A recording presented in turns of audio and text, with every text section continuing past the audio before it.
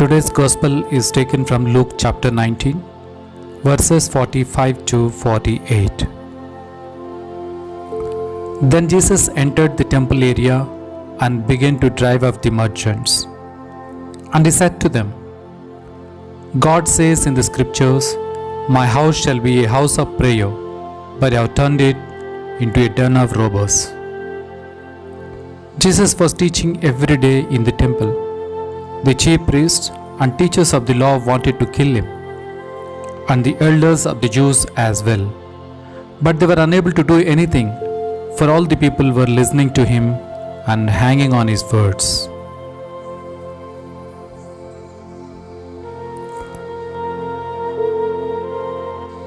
Reflection on today's Gospel.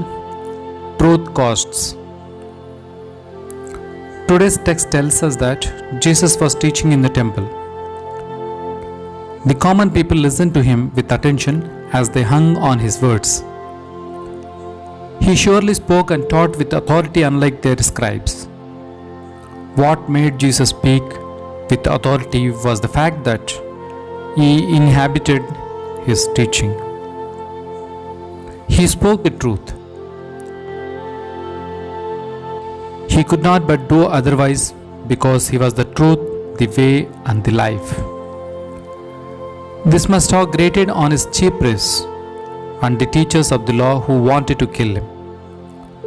Truth costs, for there is a price to pay.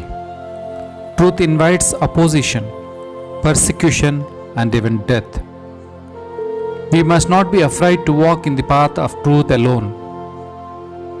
It gets at times too narrow for company.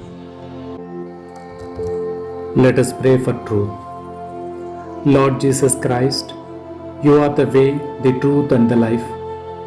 Hear our prayer for truth and integrity in all segments of the society today.